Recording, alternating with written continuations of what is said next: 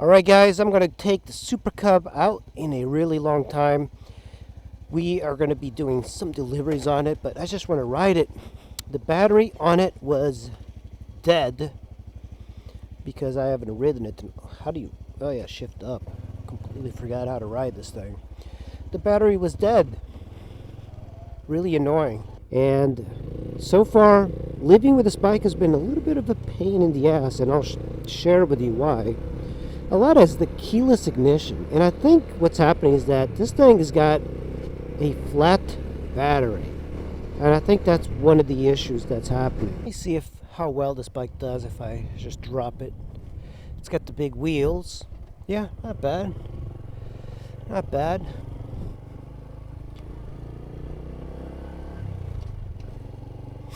Scooters are still better for food delivery. But this darn thing is just so cute. You know, it's really the puppy of the motorcycling world. It really strikes a balance between scooter and motorcycle. I actually don't like riding it today when it's wet because I don't want to get it dirty. But this one gets really good gas mileage. But Honda, in all its glory, decided to give us only 1 gallon, which seems to be counterintuitive. Another con of this bike is the speedometer. I mentioned this before. It's so down low that it's not even in your peripheral vision. And I'm using a standard helmet, like a Shoei Neo Attack, that's got quite good vertical peripheral views, but you cannot see the freaking speedometer at all. And it's kind of like a terrible thing, but you know, at the same time, the reason they wanted to make it small, they didn't want this to be like up here, and I understand that, but from a practical point of view, it's not a good idea.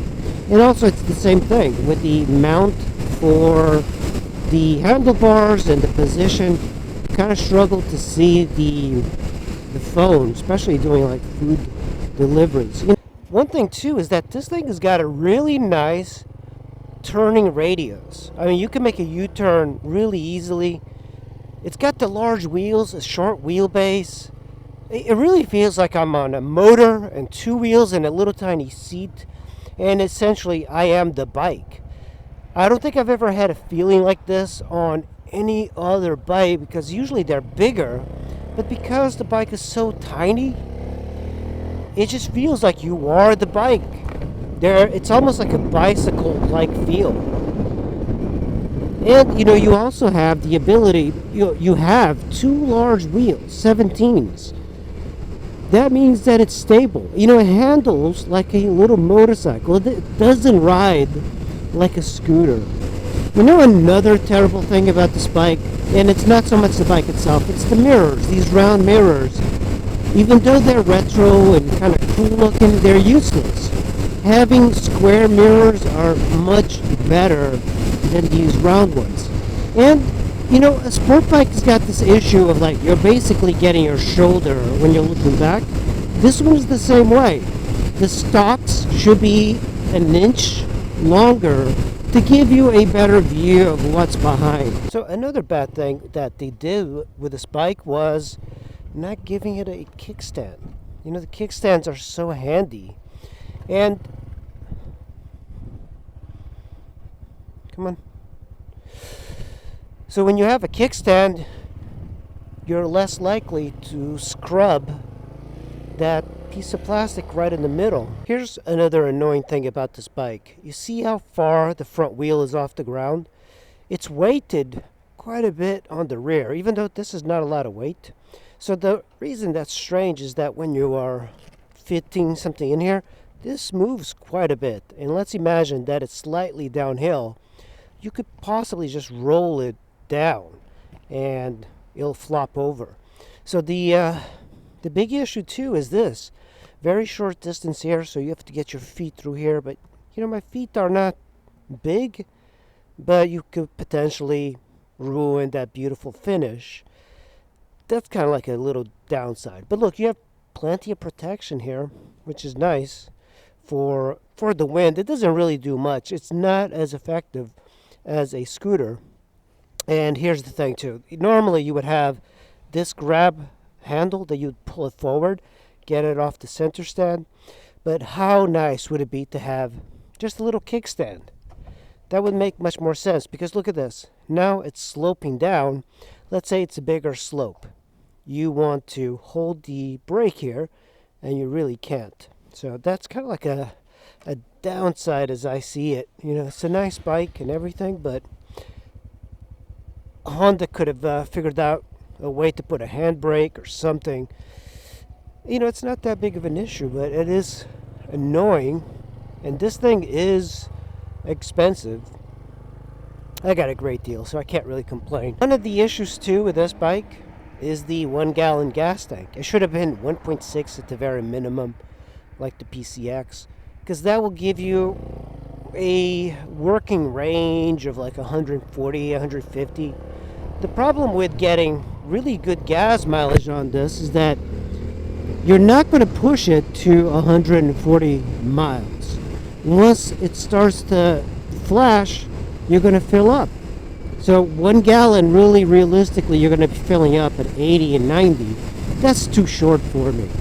I like the ability of riding longer without stopping for gas. Like imagine going to the Skyline Drive. There's no gas stations. It's like 100 miles. You don't want to get off of it. That's why the ADV 150 in this particular aspect is better.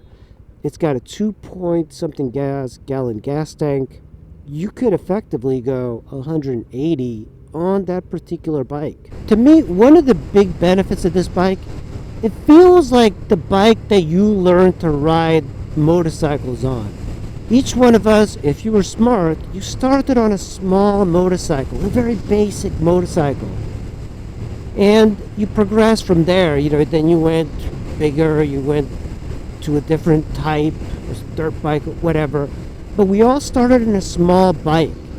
This bike, when you get on it, gives you that feeling back. You know, it's not like a Honda ST1300 where the environment is completely removed. This is the environment. You are the bike. And this is something that is gone from a lot of the standard bikes these days. The standard bikes, they pretty much have become standard ADV bikes, you know, like the CB500. So having something small like this, that's basic, that's got all the amenities like fuel injection and ABS, it really is a fantastic way of getting around.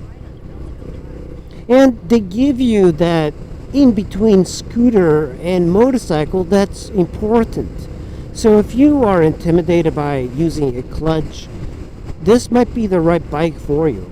If another thing I should note is that there's plenty of knee room between me and this little fender in the front, and also the way you position your legs is a little sporty with your feet further back from your knees, so it's not like a 90-degree type of position. So it feels better. I like this position quite a bit, coupled with the single seat. It makes it very effective. But I thought somehow I would hit my knees. I've never hit my knees, and I'm wearing pants with knee pads. Now, if you're like over 6 something, it might interfere, but you know, I can position myself in the seat further back, and I have quite a bit of room. Yeah, this bike, the PCX, the ADV, they're not good highway bikes, but they are good enough to get you from one exit to the next on the highway. And that's really like all I ask from a bike of this size. You know, I just want to, okay, get on the highway for a little bit, get out, you know, on the right lane. So there you go, guys. That's a little ride on the Honda Super Cub. So, you know, it is a really interesting bike because it feels like a tiny little motorcycle as opposed to a scooter. It handles like a scooter, but of course you don't have any speed. There is some good things about not having that much speed. You're not going to get a lot of speeding tickets, but this little thing is capable of doing 70 miles per hour, which is really incredible. It's fuel injected. You know, I got the really sweet exhaust. It's air cooled, and look at that. That's the old school Honda logo. Now it would be nice to have a larger windscreen. This is pretty good, ample protection. You know, it just looks cool. It's one of those bikes that everybody likes. It's a cute bike as opposed to any of the other bikes on my garage. You know, the Diavo's the complete opposite. The Honda ADV 150 is like the ADV styling. This is a retro styling, absolutely tiny. It weighs close to nothing. So it's tiny, it's so small, hard to see. Even with your peripheral vision, you can't see it very well. I don't like the ability of only putting a phone mount on your mirror. I kind of prefer the handlebars exposed, but you know, that's taken care of in the trail version. The Trail 125 has got that. But on this one, it doesn't. And doesn't have like the USB charger. I actually had to put this on. They should have included some form of 12 volt socket up front, I believe. And of course, if you want to carry a passenger, you really can't unless you get like the seat. And then you're kind of, where's the foot pegs? There's no foot pegs for your passenger here. So it's not a good passenger bike unless you get it all set up for it. But it's a fun bike to ride, and that's the thing. 17-inch wheels just ride exactly like a standard motorcycle. And I'll probably be doing a lot more videos. Today I went out for a while, but it was rather cold, so that's why I did a short ride. Thanks for watching, guys. Hit that like, subscribe, and I'll see you in the next one.